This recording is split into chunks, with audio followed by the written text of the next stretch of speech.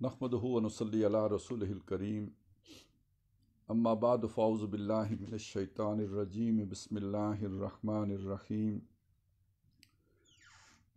رب اشرح لی صدری ویسر لی امری واحلل عقدۃ من لسانی یفقہوا قولی آمین یا رب العالمین۔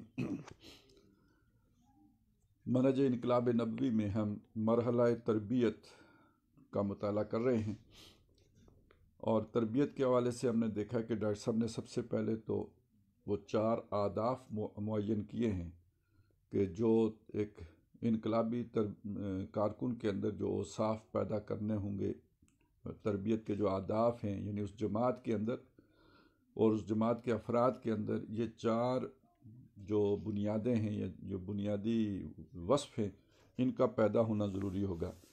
پہلا یہ ہے کہ وہ اپنے ہم مقصد ساتھیوں کے لیے نرم خو ہوں گے، اور جو اس نظریے کے مخالفین ہیں ان کے لیے ان کمپرومائزنگ ہوں گے، ان کے اندر شدت ہوگی۔ دوسری بات جو ہمارے سامنے آئی وہ یہ کہ وہ جہاد کرنے والے ہوں گے، اور جہاد کے معاملے میں کسی سے بھی یعنی اللہ کے دین کے غلبے کے لیے جد و جہد کرنے والے، اگر ظاہر ہے وہ اسلامی انقلاب ہے تو اس کے لیے یہ ایک ضرورت ہے کہ اللہ کی محبت کے جذبے کے تحت وہ اللہ کے دین کی سربلندی کے لیے ایثار کرنے والے، قربانیاں دینے والے، اپنے اوقات لگانے والے، جان و مال کی بازیاں کھیلنے والے۔ اور تیسرا وصف ہمارے سامنے یہ آیا کہ اللہ کے ساتھ اپنے تعلق کے اظہار کے لیے وہ انہیں رکوع و سجود اور قیام اور اللہ کے سامنے کھڑے ہونے کا شوق رہے گا۔ اور چوتھا یہ کہ یہ سارا کچھ کرنے کے حوالے سے جو لوگوں کی مخالفتیں ہوں گی یا ملامتیں ہوں گی، اس کی وہ کوئی پرواہ نہیں کریں گے۔ اب اس کے بعد ہم نے کل یہ پڑھ لیا تھا کہ یہ جو اشداء علی الکفار رحماء بینہم، اور خاص طور پر یہ کہ جو اپنے نفس کا جو مختلف خواہشات ہیں، یا اس کے اندر یوں سمجھیے اللہ سے جو تعلق ہے وہ کیسے پیدا کیا جائے گا، تو یہ بذریعہ تلاوت قرآن، اور قرآن مجید کی یہ تلاوت بھی یعنی اگر وہ نماز کے ساتھ ہو تو وہ اور بھی جو ہے نا بہتر ہو جائے گا، یعنی وہ اس کی تاثیر جو ہے 2 چند ہو جائے گی۔ اور ہر مشکل مرحلے پر، یعنی ظاہر انسان کی یہ جو بھی محنت ہوگی اور مخالفت کا جو سامنا ہوگا اور ملامت پر بھی جو وہ استقامت دکھائے گا، تو اس سب کا تعلق اللہ کے ساتھ، اس کے مضبوط تعلق کے ساتھ ہے۔ جتنا اس کا اللہ سے مضبوط تعلق ہوگا اتنا ہی وہ ایثار بھی کر سکتا ہے، قربانی بھی دے سکتا ہے، اتنا ہی اس کے اندر ملامت اور مخالفت سہنے کا مادہ بھی ہوگا۔ تو وہ اللہ سے تعلق کا ذریعہ اللہ کی کتاب ہے، اور اللہ کی کتاب جو ہے ہم اس میں دیکھتے ہیں کہ جب بھی نبی صلی اللہ علیہ وسلم پر، صحابہ کرام پر جو مشکل ادوار گزرے ہیں، تو ان مواقع پر اللہ کی طرف سے جو رہنمائی آتی رہی ہے وہ تلاوت آیات ہی کی آتی رہی ہے کہ وَاتْلُ مَا أُوحِيَ إِلَيْكَ مِن كِتَابِ رَبِّكَ۔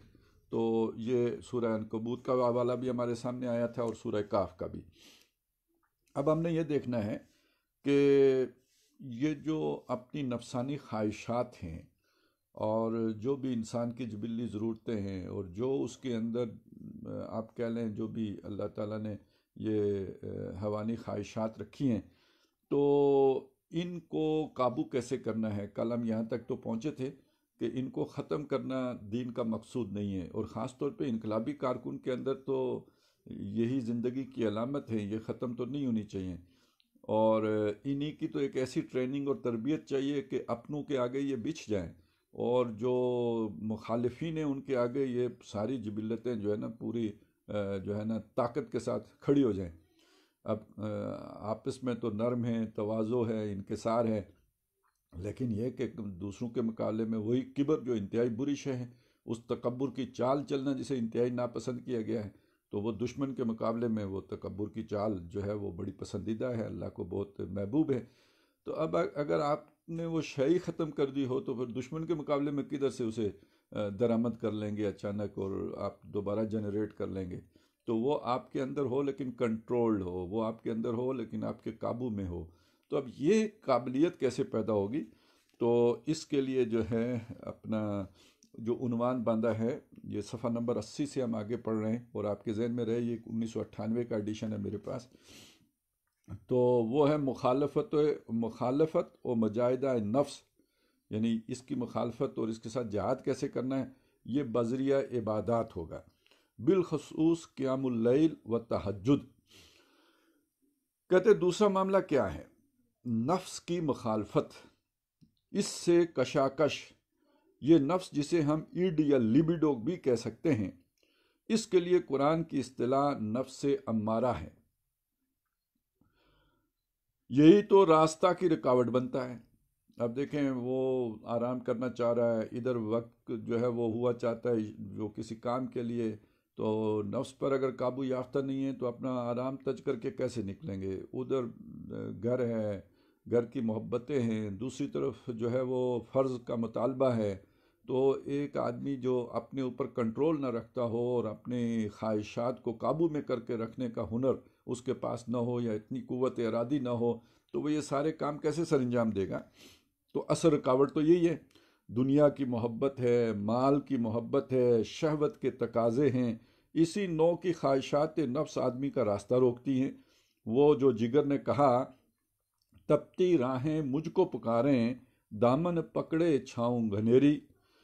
انسان کو عافیت اور عیش و آرام درکار ہے، اور ظاہر ہے عافیت، عیش، آرام، اس کے لیے کچھ مالی وسائل بھی درکار ہوں گے. انسان دولت چاہتا ہے، لہٰذا اس کے لیے دولت چاہیے. شہرت چاہتا ہے، اب اس کی مشہوری بھی ہو. اور یہ حب مال، حب جاہ، حب دنیا اور علائق دنیا، یعنی جو رشتہ داریاں وغیرہ تعلقات ہیں، اور ساز و سامان دنیا کی محبت، یہی تو رکاوٹ ہے. ان سب کو جمع کر لیجئے تو یہ ہے آپ کا نفس.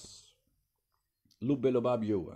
جسے ہم کہتے ہیں نفس سے امارہ ہے، تو نفس سے امارہ کیا ہے؟ اس کی تشریح کی ہے ڈاکٹر صاحب نے، کہ انسان دولت چاہتا ہے، شہرت چاہتا ہے، حب مال، حب جاہ، حب دنیا اور علائق دنیا اور ساز و سامان دنیا کی محبت. تو یہ سارا جمع کر لیجئے تو یہی اصل میں آپ کا نفس ہے. اس نفس کی مخالفت کرو. مخالفت کرو یعنی کہ اس کو کچل دو، اس کو مار دو، یہ خواہشات ختم کر دو. یہ دوسری شک ہے تربیت محمدی کی صلی اللہ علیہ وسلم. اس کے لیے 3 چیزیں ذہن میں رکھیے. ہمارے دین میں جو عبادات کا نظام ہے، اب ہم نے انہیں رسوم یعنی ریچولز بنا لیا ہے، یعنی اب وہ رسمیں بن گئی ہیں، لیکن وہ اصل میں دیا کسی اور مقصد کے لیے گیا تھا. یہ بات دوسری ہے. رہ گئی رسم اذاں، روئے بلالی نہ رہی، فلسفہ رہ گیا، تلقین غزالی نہ رہی. اب وہ صرف مراسم عبودیت بن کر رہ گئے. یہ تو در حقیقت ہمارے انحطاط کا نتیجہ ہے. اس بات کی ضرورت ہے کہ سمجھا جائے کہ تربیت محمدی میں اس کی اصل غایت اور حقیقی مقام کیا ہے. نماز کی ایک غایت ہے، غایت میں بیان کر چکا ہوں کہ اقیم الصلاۃ ان الصلاۃ تنہی عن الفحشاء والمنکر.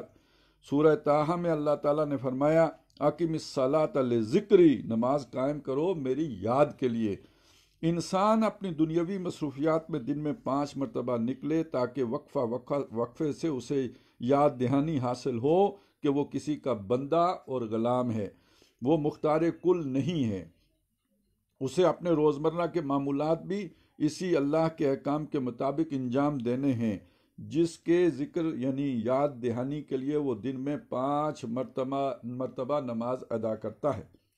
روزہ رکھنے کی بھی ایک غایت ہے تاکہ نفس کے اندر جو بھوک کا تقاضا ہے، زبان جو چٹخارے مانگتی ہے، شہوت کا جو تقاضا ہے، ان کا روزے کے ذریعے سے مقابلہ کرو. حضور صلی اللہ علیہ وسلم نے فرمایا یہ ڈھال ہے. الصوم جنۃ، نفس کے حملوں سے روکنے والی چیز تمہارے پاس روزہ کی ڈھال ہے، جو اللہ نے تمہارے لیے فرض عبادت کے طور پر رکھی ہے. سال میں رمضان کے مہینے میں تو لازماً رکھو اور اسے تمام مسلمان رکھیں، ایک اجتماعی ماحول بن جائے. لیکن صرف اس پر اکتفا نہ کرو، نفلی روزے رکھو. ہر مہینے میں 3 دن رکھنے کا اہتمام کرو اور اس روزے کے ذریعے سے اپنے نفس کے ساتھ مجاہدہ کرو. تربیت محمدی کی یہ دوسری شک ہے. نماز اور روزہ کو آپ دنیا کے موڈ آف ورشپ کے عمومی تصور سے بالکل علیحدہ کر دیجئے. یہ یقیناً بندگی اور اللہ کے سامنے عاجزی اور تذلل کا ایک اظہار بھی ہے، لیکن یہ چیزیں تربیت محمدی علیہ صاحب الصلاۃ والسلام کے وہ بنیادی امور ہیں جن کے ذریعے ہی سے تربیت دی جانی مقصود ہے۔ انہی کے ذریعے سے انسان کی قوت ارادی کو تقویت حاصل ہوگی، اس میں صلاحیت پیدا ہوگی کہ وہ نفس کے زور آور تقاضوں کا مقابلہ کر سکے گا۔ اب زکوٰۃ کی مفروضہ عبادت پر غور فرمائیے۔ آپ کو اقامت صلاۃ کے ساتھ ہی ایتاء زکوٰۃ کا حکم ملے گا۔ زکوٰۃ ادا کرو، صدقات دو، انفاق کرو، خرچ کرو۔ انسان کے دل میں سب سے بڑی جو نجاست پیوست ہو جاتی ہے وہ مال کی محبت ہے۔ میں نے کئی بار بیان کیا ہے کہ یہ بریک ہے، جب تک گاڑی کا بریک نہیں کھلے گا آپ کتنا ہی ایکسیلیٹر دبائیں انجن پھڑ پھڑا کر بند ہو جائے گا، چونکہ بریک لگا ہوا ہے۔ مال کی محبت کا بریک لگا ہوا ہے۔ تو جس صحیح رخ پر ایک مسلمان اور ایک مجاہد کا کردار پروان چڑھنا چاہیے وہ کبھی پروان نہیں چڑھ سکتا۔ یہ دیکھیں نا بڑے بڑے جو جا کے کچھ وظیفے کرتے ہیں، اسباق لیتے ہیں، تو وہ اسباق لے کے خوش ہو جاتے ہیں، جیسے انہوں نے جو ہے نا اپنی ضرورت پوری کر لی ہے روحانیت کی۔ تو وہ اسباق لینے سے ضرورت نہیں پوری ہوتی روحانیت کی، وہ نجاست دور کرنی پڑے، کنویں سے پہلے وہ کتا نکالنا پڑتا ہے، پھر پانی پاک کرنا ہوتا ہے، لہٰذا اسے دل سے کھرچ کر نکالو۔ زکوٰۃ ہے، صدقات واجبہ ہیں، صدقات نافلہ ہیں، اپنے مال کو اللہ کی راہ میں ان صورتوں میں خرچ کرو۔ یہ بات جان لیجئے کہ یہ لفظ زکوٰۃ تزکیہ سے بنا ہے، جس کے معنی ہے پاک کرنا، صاف کر دینا، بریک کھول دینا، رکاوٹ کو دور کر دینا۔ تزکیہ کا اصل مفہوم یہ ہے کہ ایک مالی اپنے باغ میں دیکھتا ہے کہ جو پودے اس نے پھل والے یا پھول والے لگائے ہیں ان کے ساتھ کچھ خضرو گھاس اور جھاڑ جنکاڑ اگایا ہے۔ اب یہ جھاڑ اور خضرو گھاس بھی زمین سے غذا لے رہی ہے، اگر یہ نہ ہوں تو وہ پوری غذا ان پودوں کو ملے۔ ہوا میں جو قوت نمو ہے یہ خضرو چیزیں اس کو بھی جذب کر رہی ہیں، یہ نہ ہوں تو یہ پوری قوت ان پودوں کو ملے گی جن کو وہ چاہتا ہے کہ پروان چڑھیں۔ وہ مالی کیا کرتا ہے؟ کھرپا ہاتھ میں لیتا ہے اور ان خضرو تمام چیزوں کو ختم کر دیتا ہے۔ اس عمل کا نام ہے عربی میں تزکیہ۔ انسان کی شخصیت میں اللہ تعالیٰ چاہتا ہے کہ جو صاف پروان چڑھیں، ان کی نشو و نما اور ترقی میں سب سے بڑی رکاوٹ ہے مال کی محبت، دنیا کی محبت۔ یہ نجاست ہے، یہ بریک ہے، اس کو دل سے نکالو گے، اس بریک کو کھولو گے تو جو صلاحیتیں بالقوہ تمہارے باطن میں موجود ہیں وہ پروان چڑھیں گی۔ تو تزکیہ کا عمل حقیقت میں یہ ہے، اسی لیے زکوٰۃ کا لفظ تزکیہ سے ماخوذ ہے۔ زکوٰۃ کا اصل مقصد کیا ہے؟ وہ ہے الذی یؤتی مالہ یتزکیٰ، وہ جو اپنا مال دیتا ہے حصول تزکیہ کے لیے۔ سورہ توبہ میں نبی اکرم صلی اللہ علیہ وسلم سے فرمایا جاتا ہے خذ من اموالہم صدقۃ تطہرہم وتزکیہم بہا، اے نبی ان مسلمانوں کے مالوں میں سے صدقات یعنی زکوٰۃ لیجئے تاکہ اس طرح آپ ان کو پاک کریں اور ان کا تزکیہ کریں۔ ان امور کو سامنے رکھ کر تربیت محمدی علی صاحب الصلاۃ والسلام کا سیگانہ پروگرام نوٹ کر لیجئے کہ نفس کی مخالفت روزے سے، نفس کی مخالفت اللہ کی راہ میں مال خرچ کر کے، اور نفس کی مخالفت کا جو تیسرا پروگرام یعنی اقدمیت و اولیت رکھتا ہے اور جو تربیت محمدی کا عام ترین نکتہ ہے وہ ہے رات کو جاگنا۔ یہ نیند بھی انسان کے نفس کا بہت بڑا تقاضا ہے۔ جہاں پیٹ کا بھرنا نفس کا تقاضا ہے، جہاں زبان کا چٹخارا نفس کا تقاضا ہے، جہاں شہوت کا جذبہ نفس کا تقاضا ہے، وہاں نیند، آرام، استراحت بھی نفس کا ایک زوردار تقاضا ہے۔ لہذا نفس کی مخالفت میں سب سے زیادہ انسان کی قوت ارادی کو مضبوط کرنے والی شے کیا ہے؟ ان ناشیۃ اللیل ہی اشد وطئا واقوم قیلا، نفس کو کچلنے، نفس کی قوت کو توڑنے اور قابو میں رکھنے کے لیے سب سے مؤثر شے رات کا جاگنا ہے۔ اب ان تمام چیزوں کو پیش نظر رکھیں، پھر دیکھیں کہ کس طرح تربیت و سلوک محمدی میں اس کو جمع کیا گیا ہے۔ میں نے پہلی بات عرض کی تھی، تلاوت قرآن اور صلاح دونوں مل کر نظریاتی طور پر اپنے مقصد اور اپنے فکر کو تازہ رکھنے میں کلیدی حیثیت رکھتی ہیں۔ نماز اور قرآن کے ذریعے سے اپنی فکر تازہ رکھو، اپنے نظریہ کو تازہ رکھو، اس نظریے کا جو منبع ہے اس سے تعلق مضبوط رکھو۔ دوسری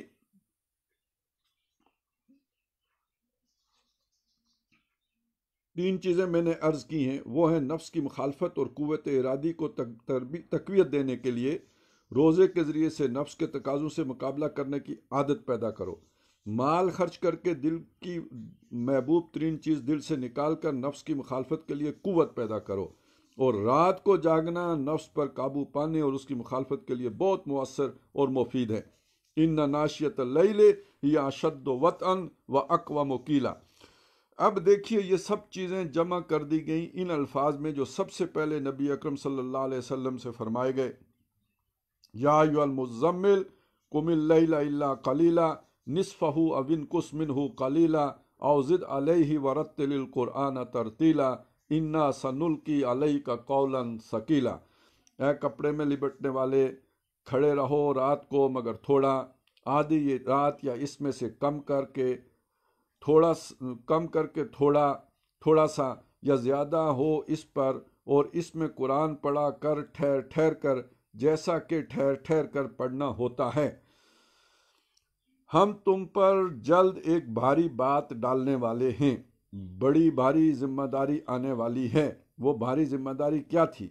اگلی ہی صورت میں وہ آیات آ گئی، یا ایھا المدثر قم فانذر وربک فکبر۔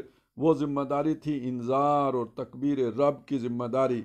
وہ وسعت افلاک میں تکبیر هو اللہ، یہ کام آپ کو کرنا ہے صلی اللہ علیہ وسلم۔ اگرچہ نزول وحی سے قبل نبی اکرم صلی اللہ علیہ وسلم کامل تھے، انسان کامل تھے، آپ کی شخصیت اور سیرت بے داغ تھی اور اس پر کوئی دبا نہیں تھا۔ دشمنوں نے آپ کو الصادق اور الامین مانا ہے، لیکن اس کے باوجود انذار آخرت اور تکبیر رب کے کام کے لیے مزید تربیت ضروری ہے۔ اے نبی، آپ خلق عظیم کا نمونہ ہیں، انک لعلی خلق عظیم، لیکن بائی ہما، اس یعنی سب کے باوجود ہم آپ پر جو بار گراں ڈالنے والے ہیں، بڑی بھاری ذمہ داری، جو بھاری ذمہ داری آپ کے کاندھوں پر آنے والی ہے، اس کے لیے ایک اضافی تربیت کی ضرورت ہے، اور وہ ہے قیام اللیل۔ اور اس میں کیا کیجئے، رتل القرآن ترتیلا، اس قرآن کا آپ صلی اللہ علیہ وسلم کے قلب مبارک پر نزول ہو، اسے ٹھہر ٹھہر کر رک رک کر پڑھنا ہے، جیسے کہ ہتھوڑے کی چوٹ پڑتی ہے، ایک بار کی چوٹ سے بات نہیں بنتی تو بلکہ بار بار کی چوٹ مقصد کو پورا کرتی ہے۔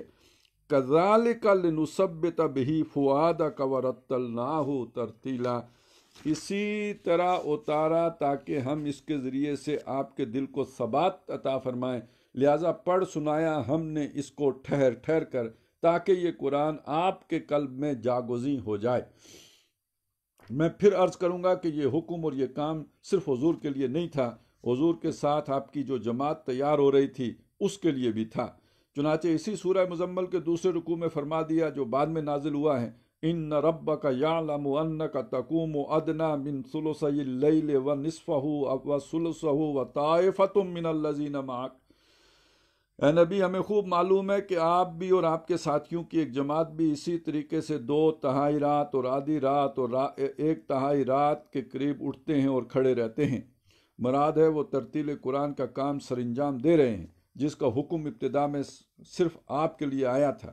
یہ ہے تربیت محمدی علی صاحب الصلاۃ والسلام کا جامع ترین لائحہ عمل، جس میں قرأت قرآن، صلاۃ اور رات کا جاگنا، 3 چیزیں جمع ہو گئیں، اور معلوم ہوا کہ یہ ہے سب سے مؤثر ترین شے تربیت محمدی میں علی صاحب الصلاۃ والسلام۔ اندازہ کیجئے کہ 1/3 رات اور نصف تو بہت ہی زیادہ ہے، لیکن 1/3 شب بھی کم نہیں ہے۔ اگر سردیوں کی رات 14 گھنٹے اور گرمیوں کی رات 9 گھنٹے کی ہو تو بالترتیب 4.5 اور 3 گھنٹے تو لگائے جائیں گے، تو جب کہیں جا کر کم از کم تقاضا پورا ہوگا۔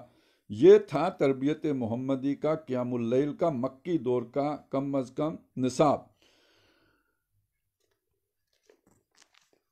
بعد میں جب نماز فرض ہوئی ہے، روزہ فرض ہوا ہے، پھر یہ کہ اسی میں تراویحوں کا بھی جو اہتمام شروع ہوا ہے، تو جیسے یہ بھی ظاہر ہے ابتدا بعد میں جو ہے وہ نفلی ہو گیا، تو یہ چیزیں جب فرض ہوئی ہیں تو اس میں یہ جو تراویح کا نظام ہے، یہ در حقیقت اسی کا جو ہے وہ ایک طرح کا قائم مقام ہے۔ ہم نے اس کو بھی رسم بنا لیا، لیکن یہ کہ اگر پارہ سوا پارہ ٹھہر ٹھہر کر پڑھا جائے تو یہ جو کم از کم نصاب ہے اس کو پورا کیے بغیر اس کا مکمل ہونا بھی ممکن نہیں ہوتا.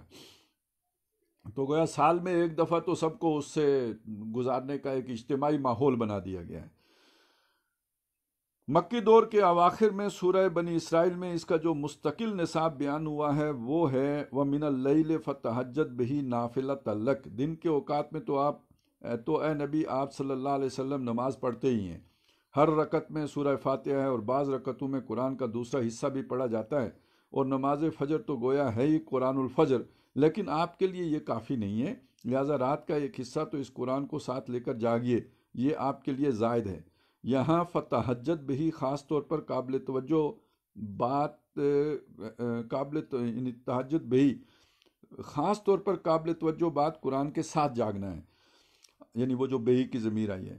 آپ کی وساطت سے امت اور خاص طور پر ان لوگوں کے لیے جو تکبیر رب، اقامت دین اور اظہار دین الحق کے علی الدین کلہ کے لیے کمر بستہ ہو جائیں، یہ نفل مشقت قرآن جمع صلات ہے، تاکہ حالت نماز میں قرآن حکیم کو اپنے قلب و ذہن میں اتارنے کا یہ مؤثر ترین طریقہ جاری و ساری رہے.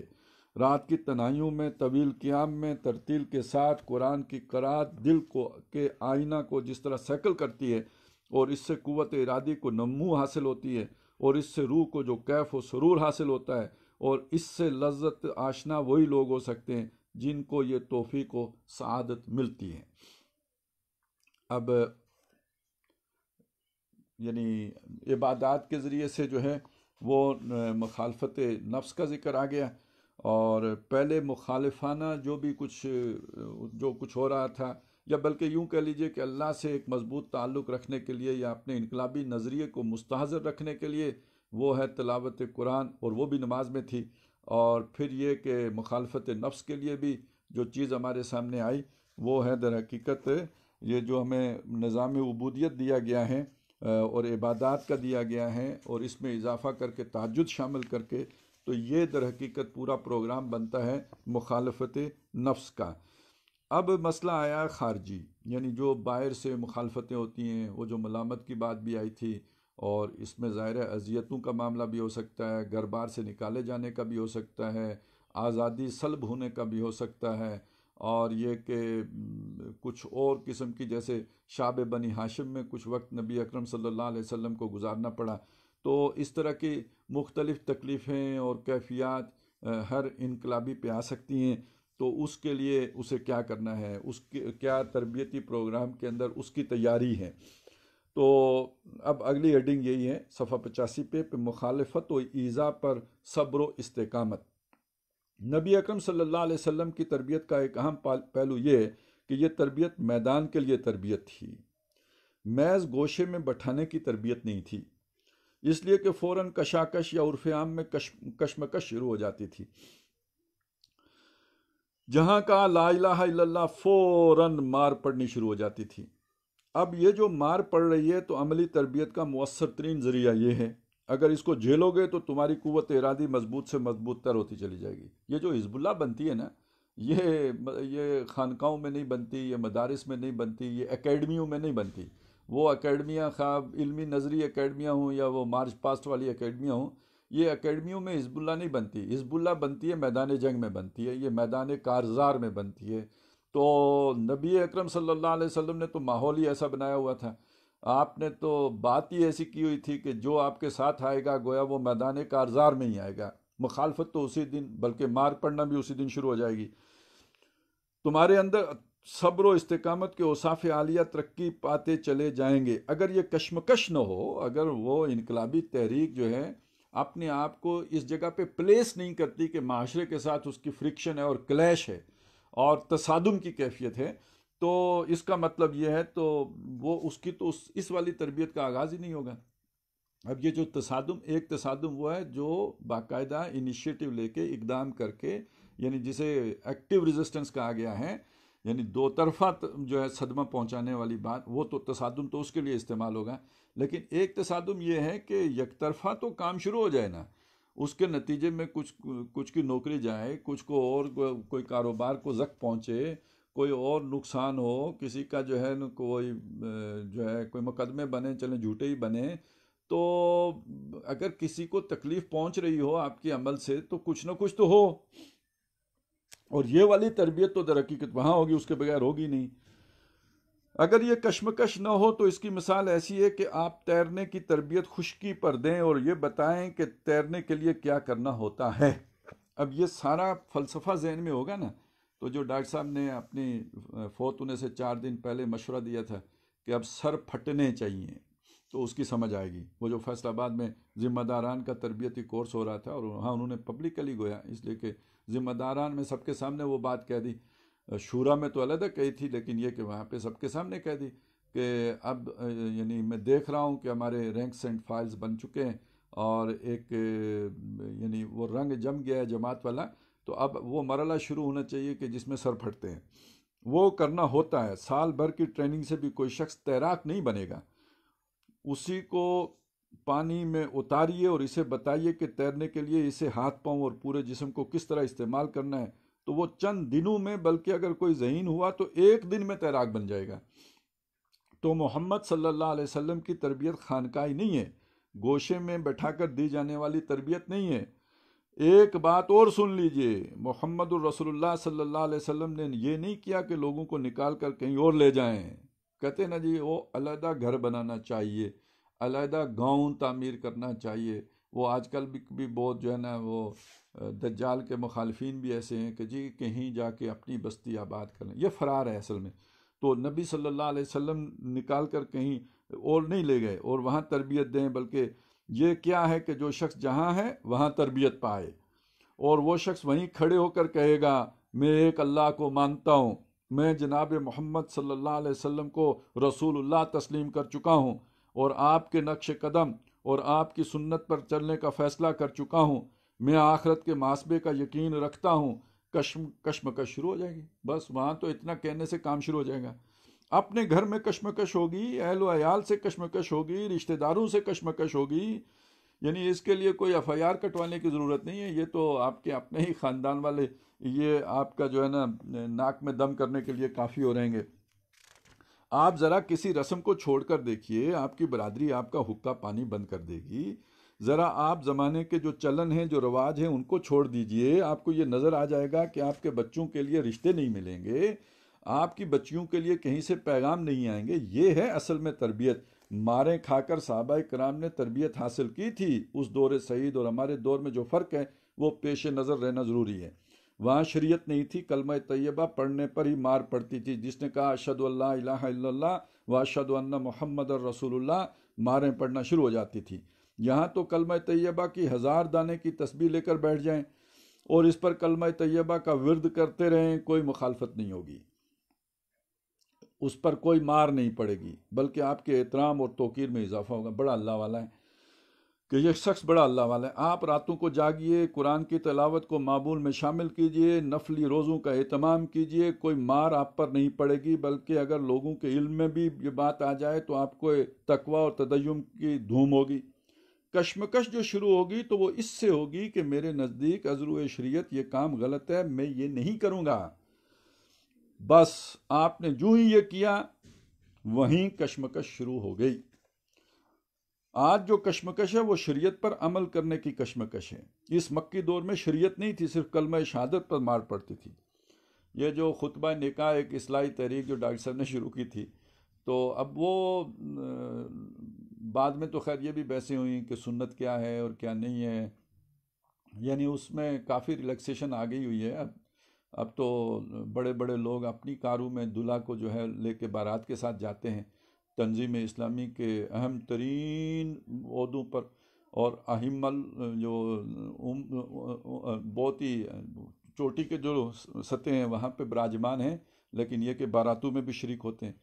تو ڈاکٹر صاحب کے دور میں تو ایک چھوٹی سی بات پر کہ بوتلیں کیوں پلائی ہیں اپنی شادی، بیٹی کی شادی کے موقع پر، تو ناظم اعلیٰ جو ہے وہ معزول ہو گئے تھے۔ تو اصل میں تو تربیت یہ ہے نا، اس تربیت سے بھاگ کر پھر وہ چلوں والی تربیت ہی رہ جاتی ہے اور اسباق والی تربیت ہی رہ جاتی ہے۔ آج جو کشمکش ہے وہ شریعت پر عمل کرنے کی کشمکش ہے۔ اس مکی دور میں شریعت نہیں تھی، صرف کلمہ شہادت پر مار پڑتی تھی، لیکن یہ کہ جب تک مار نہ پڑے، کشمکش نہ ہو، تربیت نہیں ہوتی۔ یہ بات اچھی طرح جان لیجئے، یہ تربیت خانقاہی تربیت ہے جس میں مار نہیں پڑتی۔ ایک شخص ایک گوشے میں بیٹھا ہے اور اوراد و وظائف کی تسبیحات پڑھ رہا ہے، میں ہرگز یہ نہیں کہتا کہ اس کا کوئی فائدہ نہیں ہوتا، فائدہ ضرور ہوگا، لیکن اس کا ہدف وہ نہیں ہے جو تربیت محمدی علیہ صاحب الصلاۃ والسلام کا ہے۔ وہ انقلابی تربیت نہیں ہوگی، وہ خانقاہی تربیت ہوگی۔ اچھا مسلمان وجود میں آئے گا، اسے روحانی ترفع حاصل ہوگا، اخلاق بھی اچھا ہوگا، وہ خانقاہی تربیت ہوگی۔ اچھا وہ مسلمان وجود میں آئے گا، اسے روحانی ترفع حاصل ہوگا، وہ نیک ہوگا، صالح ہوگا، نماز میں اس کا جی لگے گا، ذکر اللہ میں اسے لذت حاصل ہوگی، یہ سب کچھ اسے حاصل ہو جائے گا۔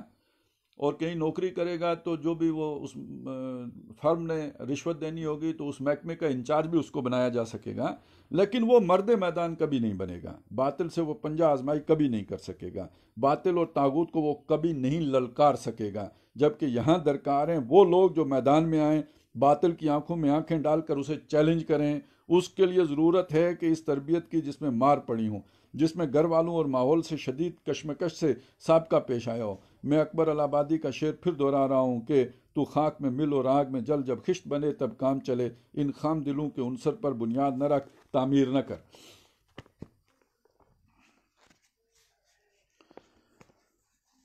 محمد الرسول اللہ صلی اللہ علیہ وسلم کے جان نثار فی الواقع آگ میں جلے تھے۔ حضرت خباب ابن الارت رضی اللہ تعالی عنہ کو دہکتے انگاروں پر لٹایا گیا تھا۔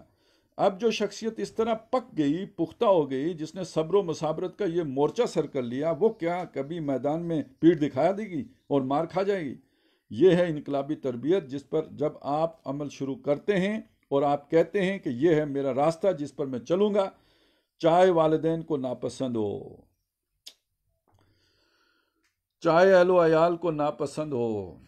اب یہاں کہتے ہیں کہ رحمی رشتے کٹتے ہیں نا، دیکھیں نا کیا کریں، یہ جو شادی بیاہ کی رسومات ہیں اس میں کچھ نرمی کرنی پڑے گی کہ رحمی رشتے ناراض ہو جاتے ہیں۔ چاہے رشتہ داروں کو ناپسند ہو، وہ شخص جو رشوت لے رہا ہے اور گھر والے عیش کر رہے ہیں، وہ آج کو طے کر کے دیکھے کہ میں رشوت نہیں لوں گا، تو آپ کو معلوم ہو جائے گا کہ سب سے پہلی لڑائی گھر میں ہوگی۔ اس لیے کہ جو دو دو پراٹھے کھاتے تھے، وہ جو ہمارے یہاں کی کہاوت ہے کہ دو دو اور چپڑی، تو چپڑی ہی نہیں پراٹھے، چپڑی میں تو اوپر گھی لگتا ہے، پراٹھے میں تو اندر بھی لگتا ہے۔ تو جن کو دو دو پراٹھے ملتے تھے، اگر ان کو سوکھی روٹی پر گزارا کرنا پڑے تو سب سے پہلے دشمن گھر والے ہوں گے۔ جب تک اس قسم کی کشمکش در کشمکش نہیں ہوتی، اس وقت تک وہ تربیت نہیں ہوگی جو اسلامی انقلاب کے لیے درکار ہے۔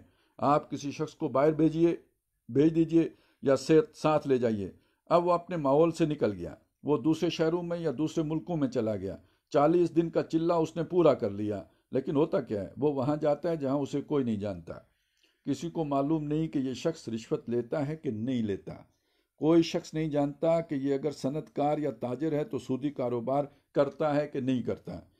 وہ تو اس خوش فہمی میں رہتے ہیں کہ آسمان سے فرشتے نازل ہو گئے، دین کی تبلیغ کے لیے اتنی دور چل کر آ گئے، لہٰذا ان کے لیے تو وہاں پذیرائی ہوگی، وہاں کوئی نہیں جانتا کہ اس کا کردار کیا ہے۔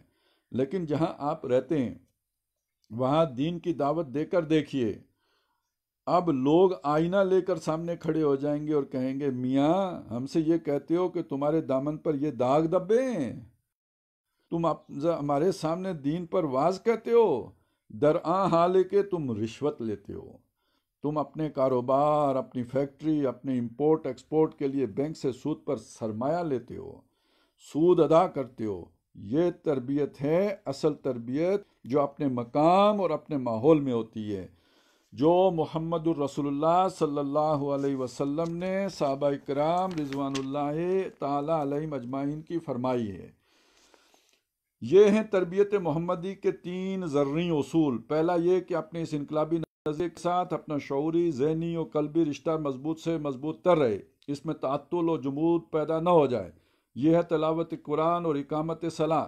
دوسرا ہے نفس کی مخالفت، اس سے در حقیقت قوت ارادی کو تقویت حاصل ہوتی ہے اور اس کے لیے 6 گنا پروگرام ہے، یعنی فرض روزوں کے ساتھ نفلی روزے زیادہ سے زیادہ رکھو، زکوٰۃ کے علاوہ نفلی صدقات زیادہ سے زیادہ دو، اللہ کے دین کے لیے زیادہ سے زیادہ انفاق کرو اور راتوں کو جاگو۔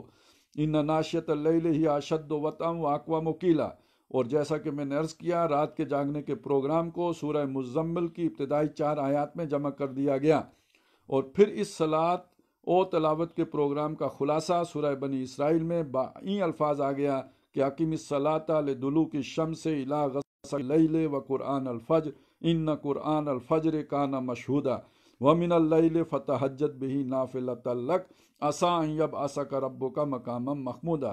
اور تیسرا ہے کشمکش و تصادم۔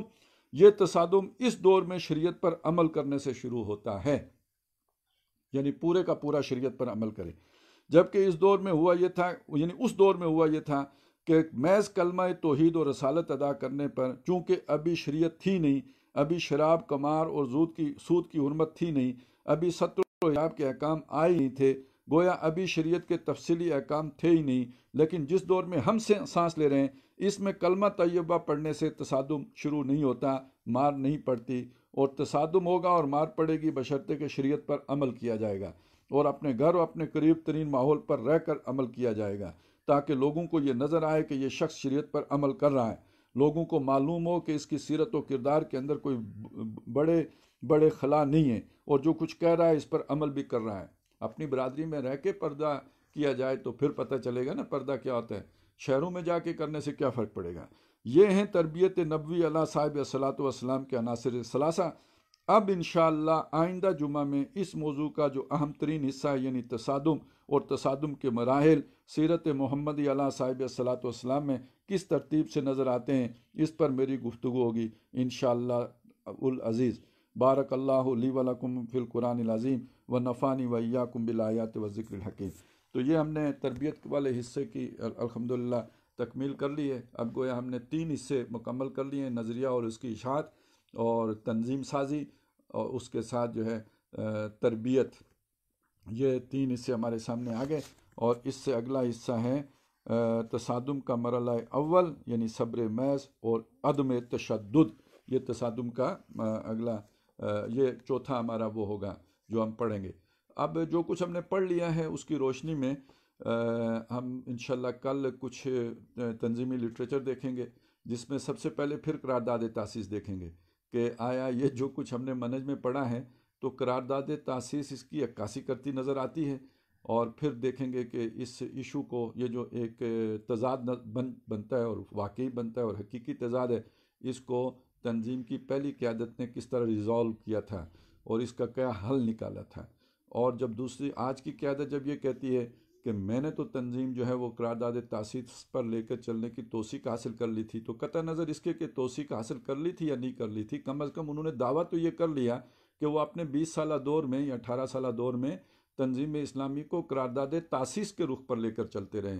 تو یہ جب دعویٰ کر لیا تو یہ در حقیقت دعویٰ اس بات کا خود ثبوت ہے کہ وہ منہج کے مطابق لے کے نہیں چلے ہیں، بلکہ قرارداد تاسیس کے مطابق لے کے چلے ہیں، اور اس کی روشنی میں جب ہم دیکھتے ہیں تو یہ در حقیقت وہ ایک عظیم انحراف ہے، جو منہج سے انحراف کا مطلب ہے انقلاب سے انحراف، اور قرارداد تاسیس پر چلنے کا مطلب یہ کہ وہ اس انحراف کا در حقیقت ایک منہ بولتا ثبوت ہے، اپنے منہ سے جو وہ بول رہے ہیں۔ اب آ گئی دوسری چیز کہ اسی وجہ سے جب میں نے اس سے پہلے یہ وضاحتیں کی بھی تھی تو یہ بات اٹھائی تھی، بار بار اٹھائی تھی یہ مطالعے کے دوران کہ آپ کو پچھلے 18 سالوں میں تربیت کے یہ اہداف کہیں نظر آئے ہیں تنظیم کے اندر، اور پھر ان اہداف کو حاصل کرنے کے لیے یہ جو پروگرام یہاں پہ دیا گیا ہے اس کے کچھ اجزاء تو آپ کو ضرور بکھرے ملیں گے، لیکن یہ کہ شریعت پر عمل کرنے کا یہ زور، اور اپنے ہی جو ہے گھر کے اندر جو ہے وہ ایک کشاکش اور کشمکش کا اس ماحول کی کوئی ذکر آپ کو کہیں دور دراز بھی ملے گا، تو یہ سوالات اب بھی اپنی جگہ پہ ہیں۔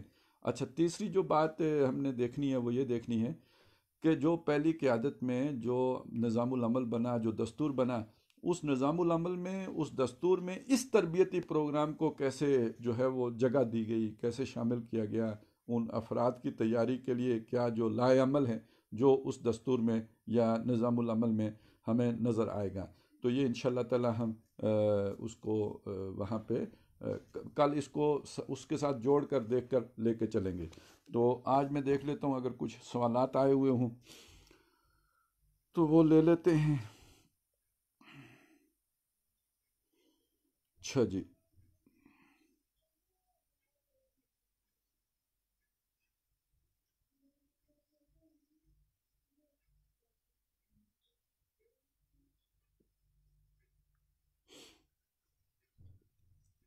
सवाल: क्या मुसलमान माशरे में भी इनकलाबी जद्दोजहद के नतीजे में कशमकश और तसादुम की स्टेज भी इतनी जल्दी आ जाएगी जितनी जल्दी मक्का में मोहम्मद रसूलुल्लाह सल्लल्लाहु अलैहि वसल्लम और उनके साथियों पर आन पड़ी थी?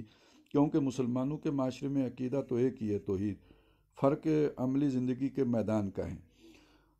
वो बात में शायद उन्होंने सवाल पहले कर लिया होगा, तो बाद में तो ये वजाहत हमारे सामने आ गई थी कि ये तसादुम तो आज भी उसी वक्त शुरू हो जाएगा, लेकिन आज तसादुम शुरू होने की बुनियाद कलमा तैयबा नहीं होगा, महज तौहीद का बयान और उसकी लेक्चर और तकरीरें नहीं होंगी, महज वाज और नसीहत नहीं होगा, बल्कि आज तसादुम का आगाज़ तब होगा जब आप उस तौहीद अमली के पहले तकाज़े यानी इबादत रब पर यानी अपनी ज़िंदगी पर अल्लाह के तौहीद के तकाज़ों को नाफिज करना शुरू करेंगे, शरीयत पर अमल करना शुरू करेंगे, आप घर में पर्दा शुरू करेंगे, आप अपनी शादी ब्याह के रसूमात को की इस्लाह चाहेंगे और सुन्नत रसूल सल्लल्लाहु अलैहि वसल्लम के करीब तर उनको लेके आएंगे, तो फिर उसके नतीजे में लाजमन जो है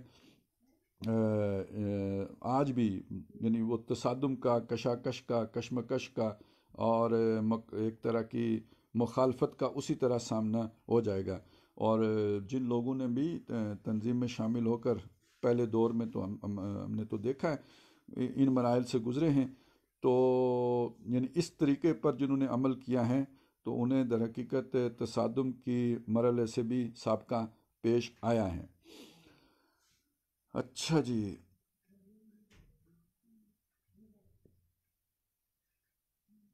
एक तो ये है कि माइक चेक करा दें, वॉल्यूम कम है।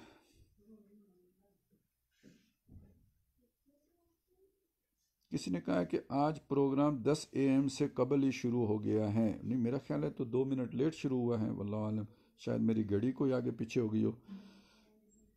एक साहब ने पूछा कोरोना वायरस का साइंसी इलाज हो सकता है? बहुत जल्द हो जाएगा इंशाल्लाह कोरोना वायरस का साइंसी इलाज, और साथ ही हमारा भी हो जाएगा कि ये जो भी कुछ तज़किये के लिए मशक्क़तें करनी पड़ती थी तो वो सारी ख़त्म हो जाएंगी, हम नेक सादे हो जाएंगे और कोई बगावत वाले जरासीम अंदर नहीं रहेंगे, तो वो जल्दी इंशाल्लाह वैक्सीन मिल जाएगी ये वाली, साथ ही कोरोना भी ख़त्म हो जाएगा और मैं भी ख़त्म हो जाएंगी। अच्छा जी, एक सवाल आया है और ये है एक ख़तरनाक बात। पूछते हैं कि जी ये जो अपना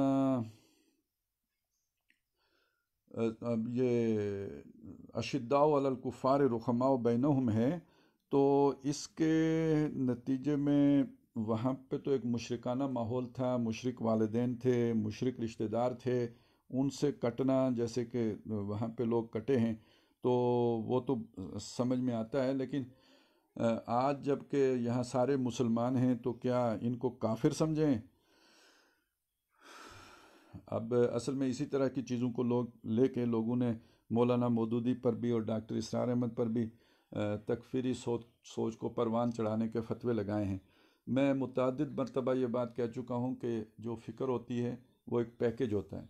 अब आपको यहाँ समझ आएगी कि ये जो लोग बहस करते थे ना, मौलाना मौदूदी ने भी की है, डॉक्टर साहब ने भी की है, फिर डॉक्टर साहब ने उसने में एक इजाफ़ा किया है, तो ये सब क्या है उसको समझ लीजिए कि मौलाना मौदूदी रहमतुल्लाह अलैह की फ़िक्र का एक बुनियादी इसको भी हिस्सा करार देंगे, उसकी असासात में शामिल करेंगे कि उसमें ये चीज़ शामिल थी कि इस वक्त जो दुनिया में मुसलमान पाए जाते हैं ये कानूनी मुसलमान हैं, हकीकी मुसलमान नहीं हैं। और कानूनी मुसलमान इसलिए हैं कि ये मुसलमानों के घरों में पैदा होने की वजह से मुसलमान हैं, इन्होंने कोई सोच समझ कर अला वजिल बसीरत इस्लाम को जान कर और उसे समझ कर कबूल नहीं किया है। इसमें ये बात अंडरस्टूड है, या यूँ समझ लीजिए कि इसके अंदर मुकद्दर है कि अगर ये कहीं सिखों के घरों में पैदा हुए होते या हिंदुओं के घरों में पैदा होते या कहीं किसी और मुशरिक मुल्क में या काफिर मुल्क में होते तो इन्हें कोई इस्लाम की तहकीक न करते और ये किसी तहकीक के नतीजे में इस्लाम में शामिल न होते, तो ये तो बाई बर्थ मुसलमान हैं, तो इनको तो ख़ुद मुसलमानी के तकाजे भी नहीं आते, तो इन्हें वो कानूनी मुसलमान कहते हैं। اور حقیقی مسلمان اسے کہتے ہیں کہ جس نے سمجھا ہے اس بات کو کہ اسلام کے تقاضے کیا ہیں، اسلام میں شامل ہو کر مجھے کیا کرنا ہوگا، کون کون سی ذمہ داریاں ہیں جو مجھے ادا کرنی ہوں گی، تب میں مسلم ہوں، یعنی اطاعت کرنے والا، اللہ کو کے آگے اپنی گردن جھکا دینے والا، وہ تقاضا کیسے پورا، اس کے تقاضے کیا ہیں، وہ کیسے پورے ہوں گے۔ تو جن کو یہ شعور ہے، ادراک ہے، سوچ سمجھ کر اب انہوں نے جو ہے وہ اس طرف اپنا رخ موڑا ہے، وہ حقیقی مسلمان ہیں۔ وہ تو ایک بحث قانونی اور حقیقی کافر کی بھی کرتے ہیں کہ حقیقی کافر تو وہ ہوگا جس پر اتمام حجت کر دیا ہو، ساری بات سمجھا دی گئی ہو، اور پھر وہ جان بوجھ کے انکار کرے، جیسے ابو جہل ہے۔ تو یہ قانونی نہیں، یہ حقیقی کافر ہے۔ باقی اس وقت جو دنیا میں کافر پائے جاتے ہیں تو وہ بھی بائی برتھ کافر ہیں، انہیں کسی نے اسلام کی دعوت تو پیش نہیں کی ہے، انہیں تو معلوم نہیں ہے کہ اسلام ہے کیا، تو وہ حقیقی کافر نہیں۔ تو نہ اس وقت دنیا میں یعنی وہ ان کی یہ کہنا تھا کہ لوگ جو ہیں وہ انہیں ہم حقیقی مسلمان کہہ سکتے ہیں، مومن کہہ سکتے ہیں۔ تو یہ قانونی مسلمان، وہ قانونی کافر، اور حقیقی مسلمان وہ ہوگا کہ جو ان قانونی کافروں میں سے یا ان قانونی مسلمانوں میں سے اسلام کو جان کر، سمجھ کر، بوجھ کر اختیار کرے گا، علی وجہ البصیرت اختیار کرے گا، یہ ہوگا حقیقی مسلمان۔ اب ہم جس معاشرے میں رہ رہے ہیں تو اس فلسفے کی روشنی میں دیکھیے تو یہ قانونی مسلمانوں کا معاشرہ ہے۔ انہیں اس بات کا احساس ہی نہیں ہے، پتہ ہی نہیں ہے، جانتے ہی نہیں ہیں کہ دین کا تقاضا یہ بھی ہے کہ اسے غالب کیا جائے۔ اللہ کا دین اگر بڑا نہ ہو اور اللہ کے قانون کو چھوڑ کر کسی اور سے جا کے مشورے کیے جائیں تو حقیقت کے اعتبار سے، یا فیصلے لیے جائیں تو حقیقت کے اعتبار سے یہ کفر ہے، اور یہ زوم ہے مسلمانی کا۔ الم تر الی الذین یزعمون انہم آمنوا، آپ نے نہیں دیکھا ان لوگوں کا جن کا زوم یہ ہے کہ ہم ایمان لے آئے ہیں، اور یتحاکمون الی الطاغوت، اور فیصلے جا کے طاغوت سے کرا رہے ہیں۔ تو یہ منافقین کا ذکر کیا گیا ہے قرآن مجید میں۔ تو یہ تو گویا مسلمانوں کے تقاضے پورے نہیں کرتے۔ ہاں، قانونی شیلڈ ان کو حاصل ہے اسلام کی، لیکن یہ حقیقت کے اعتبار سے، اب وہ مولانا مودودی تو کہہ رہے ہیں کہ یہ کافر ہیں، حقیقت یعنی حقیقی مومن نہیں ہیں، لیکن یہ کہ اب جب اس تجزیے میں بات آتی ہے تو وہ پھر نفاق کی کیٹیگری میں جا کے کھڑے ہو جاتے ہیں۔ اب یہاں پھر ضرورت محسوس ہوئی اور ڈاکٹر صاحب نے اس میں اضافہ کیا، انہوں نے کہا کہ ہم قانونی مسلمان تو ہیں، لیکن یہ جو قانونی مسلمان ہیں یہ کوئی اسلام کا ویسا دشمن نہیں ہے جیسے کہ منافقین کے دلوں میں دشمنی بھی تھی۔ تو ایک ایسی کیفیت ہے کہ جسے انہوں نے پھر تعبیر کیا ہے زیرو لیول سے، یعنی نہ مثبت طور پر یہ ایمان والے ہیں، نہ منفی طور پر یہ کافر ہیں کہ اسلام کی اور اہل اسلام کی دشمنی ان کے دلوں میں ہو، بلکہ ان کی کیفیت ان دونوں کیفیات کے بین بین ہے۔ تو ہم کہہ سکتے ہیں کہ یہ ایک زیرو لیول ہے۔ اب یہ جو زیرو لیول ہے، اس میں اس بات کا امکان ہے کہ اگر یہ لوگ پورے کے پورے دین پر عمل کریں تو اللہ تعالیٰ ان کے زیرو کو پھر ایمان کی دولت سے مالا مال کر دے گا، یعنی اس میں پازیٹیو ویلیو جو ہے وہ ایڈ ہو جائے گی۔ تو یہ اب لوگ کہتے ہیں یہ بس علمی رائے تھی، تو ڈاکٹر صاحب کو کوئی ایسی فضول علم غیر نافع نہ حاصل کرنے کا شوق تھا اور نہ بیان کرنے کا شوق تھا۔ یہ در حقیقت اس ضرورت کی خاطر اور اسے ایک اشکال کو رفع کرنے کے لیے اور اس مسئلے کے حل کرنے کے لیے انہوں نے یہ بات جو ہے وہ وہاں پہ پیش کی ہے سورہ حجرات کی آیت 14 کی روشنی میں، اور یہ ان کا بہت اہم کنٹریبیوشن ہے اس فکر کے اعتبار سے۔ اچھا، اب اسی کو دیکھیے، وہ جو مشہور و معروف جو ایک خط ہے جو ایک صاحب نے لکھا، اصل صاحب کس نے، شمس الحق آوان صاحب نے لکھا تھا، اس کا جو ڈاکٹر صاحب نے جواب دیا، تو شمس الحق صاحب نے یہی بات پوچھی تھی کہ جی وہ والدین کے ساتھ اور یہ اور وہ، انہوں نے تو ظاہر ہے ڈاکٹر صاحب کو پھنسانے کے لیے وہ سوال کیا تھا، وہ حیات ہیں، ان سے پوچھ لیجئے، جو بات میں کہہ رہا ہوں اس کی وہ تصدیق کریں گے۔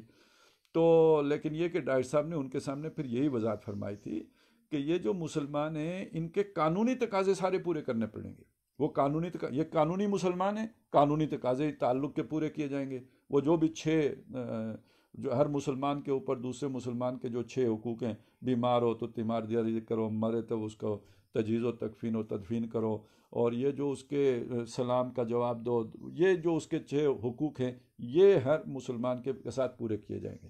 اب کسی کے والدین ہیں یا کوئی رشتہ دار ہیں تو ان کے بھی جو قانونی حقوق ہیں وہ پورے دیے جائیں گے۔ وہ اولاد ہے یا والدین ہیں یا جو بھی ہیں، جو قانونی حقوق ہیں وہ پورے کے پورے ان کے ادا کیے جائیں گے۔ جو ان کا حق بنتا ہے، جو زمین میں حق بنتا ہے، جائیداد میں حق بنتا ہے، وراثت میں حق بنتا ہے، ترکے میں حق بنتا ہے، جو اسلام نے حقوق رکھے ہیں مسلمانوں کے یا دوسرے رشتہ داروں کے، وہ سارے پورے کیے جائیں گے۔ بات یہاں پہ ہو رہی ہے دلی تعلق رکھنے کی، دلی یارانہ کس کے ساتھ ہوگا، کمپنی کس کی انجوائے کریں گے اور کس کے ساتھ ان کا دل سکون محسوس کرے گا۔ بات یہاں پہ یہ ہو رہی ہے، اگر آپ کو اپنے نظریے سے محبت ہے، اگر وہ نظریہ آپ کے دل میں جو ہے وہ محبوب کی صورت میں پیوست ہے، تو پھر یہ ایسا ہی ہوتا ہے، یہ نیچرل ہے، فطری ہے۔ آپ کی محبتیں ساری ان نظریے کے پیروکاروں کے ساتھ ہوں گی، ان نظریے کے ماننے والوں کے ساتھ ہوں گی، اس نظریے کی خاطر قربانیاں دینے والوں کے ساتھ ہوں گی۔ ان کو آپ اپنا رفیق، یہ رفیق وہ اس طرح نہ سمجھیں جیسے عرب رفیق سمجھتے ہیں۔ اب تنظیم کی قیادت اگر ایسا سمجھتی ہو عربوں والا رفیق، تو وہ اس کی مرضی ہے، لیکن یہ حسنہ اولئک رفیقہ والا رفیق ہے کہ ان کے ساتھ جو ہے ان کی رفاقت، وہ جو ہے اس میں پھر ان کو سکون ہو، اطمینان ہو۔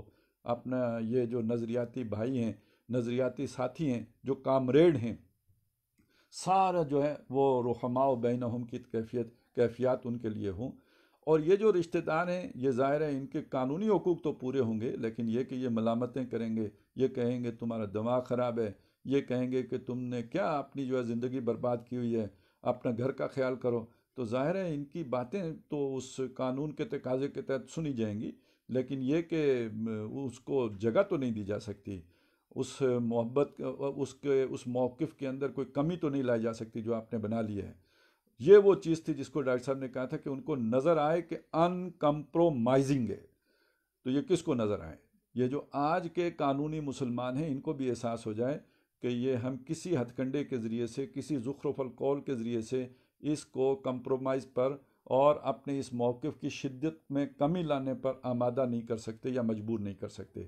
تو یہ روش یا یہ رویہ ہے، اور اسی سے یہ بھی سامنے آ گیا، یہ پوری فکر ہوتی ہے، اور یہ کوئی چیز یہاں پہ علمی اور فضول اور خواہ مخواہ کوئی ذہنی عیاشی کے لیے جو ہے اس فکر کے اندر نہیں شامل کی گئی ہے، بلکہ جو عملی طور پر لوگ کام کرتے ہیں بس خیالوں میں انقلابی نہیں ہیں، یا بس صرف انقلابی جماعتوں کے امیر بن کر جو ہے وہ عمارتیں انجوائے کرنے کے لیے نہیں ہیں، بلکہ جو عمل کرتے ہیں پھر، اور جو اس جو منہج میں طریقہ کار بیان ہوا ہے اس کے مطابق اپنے آپ کو ڈھالنے کی کوشش کرتے ہیں، تو ان کے سامنے پھر یہ مسئلے کھڑے ہوتے ہیں، ان کے سامنے یہ اشکالات آتے ہیں، ان کے سامنے یہ پرابلمز آتی ہیں، ان کے سامنے اس طرح کے مسئلے آتے ہیں، تو ان کو حل کرنے کے لیے پھر انہیں اپنی سوچ کے اندر کچھ اس طرح کے جو ان مسئلوں کے حل ہوتے ہیں وہ پیش کرنے پڑتے ہیں۔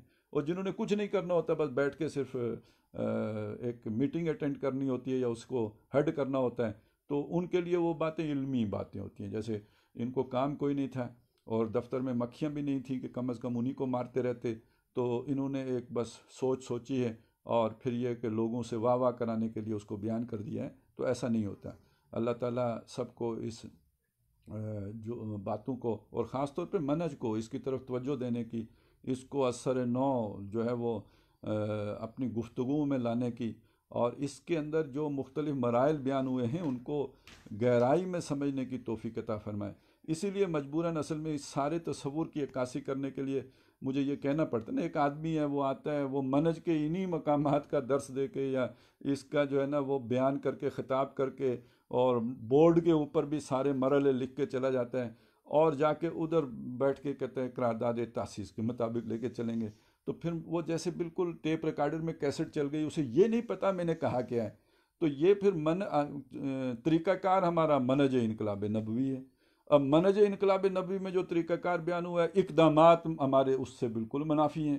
تو یہ پھر اسی کے لیے مجھے وہ رٹو طوطے کی اصطلاح استعمال کرنی پڑتی ہے کہ یہ تو پھر بس میں اسٹیریو ٹائپ سارا کام ہو گیا نا، یہ تو رٹو طوطوں والا کام ہے جنہیں خود کچھ نہیں پتا تھا۔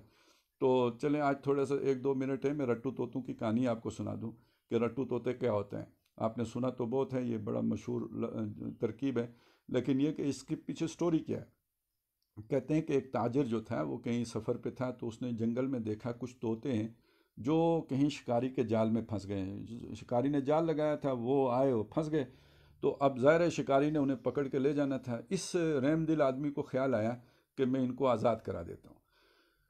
وہ انہیں کھولنے لگا، پھر اسے دوسرا خیال آیا کہ آج تو میں انہیں آزاد کرا دوں گا، کل یہ پھر پھنس جائیں گے، پھر کون آزاد کرائے گا؟ تو اس نے کہا اوکے، ان کو تربیت دے دیتے ہیں تاکہ آئندہ یہ آزاد نہ ہوں۔ وہ ان کو پکڑ کے اپنے گھر لے گیا، घर ले जाके उन्हें उसने समझाया कि देखो ये शिकारी का जाल होता है, इसमें दाना पानी तो लगा होता है लेकिन ये आपको फंसने के लिए लगा होता है, इसमें आपको फंसना नहीं है। और फिर उसने उनको एक सबक याद कराया। वो सबक था शिकारी के जाल में नहीं आएंगे, आएंगे तो फड़फड़ा के उड़ जाएंगे। अब उसने कहा जब ये याद कर लोगे तो आज़ाद कर दूंगा। तो कोई जो भी महीना लगा, 2 महीने लगे, तो तूने सबक अच्छी तरह याद कर लिया। और जब उसने एक एक तोते से वो सबक सुन लिया कि सब तोतों को सबक याद है, तो उसने उनको आज़ाद कर दिया। कुछ अरसे के बाद उसी जंगल से उसका फिर गुजर हुआ। क्या देखता है कि सारे तोते फिर जाल में फंसे हुए हैं, और अब की बार न सिर्फ फंसे हुए हैं बल्कि मिलकर एक गीत भी गा रहे हैं। और गीत यही गा रहे हैं कि शिकारी के जाल में नहीं आएंगे, आएंगे तो फड़फड़ा के उड़ जाएंगे, और शिकारी के जाल में फंसे बैठे हुए। तो ये होता है रट्टू तोते, जो कह रहे होते हैं उस पर अमल नहीं कर रहे होते। उन्हें पता भी नहीं होता कि जो हम कह रहे हैं वो क्या है, उसके तकाजे क्या हैं, और इनको इसको इन पर अमल दरामद कैसे होगा, इनका इंतबाह कहाँ होगा। और जिसके लिए वो सारा कोर्स में पढ़ रहे होते हैं उसी के अंदर वो फंसे हुए होते हैं। शिकारी के जाल में नहीं आएंगे, आएंगे तो फड़फड़ा के उड़ जाएंगे। आप इनसे भी पूछिए मनज क्या है जी, पहला मरला, दूसरा मरला, तीसरा मरला, चौथा मरला, पांचवा मरला, छठा मरला, ये है हमारा मनज। और हमारा ही मनज नबी सल्लल्लाहु अलैहि वसल्लम के तरीके के मुताबिक है।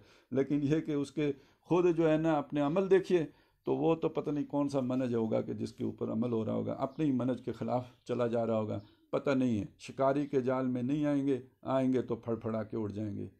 तो अल्लाह ताला जहाँ जो कुछ हम कह रहे होते हैं ज़बानों से, उसका फ़हम और उसके तकाज़े और उसके जो लवाज़मात होते हैं उनको भी समझने की और उनको पूरा करने की तौफ़ीक़ अता फ़रमाए। अक़ूलु क़ौली हाज़ा व अस्तग़फ़िरुल्लाह ली व लकुम व लिसाइरिल मुस्लिमीन वल मुस्लिमात।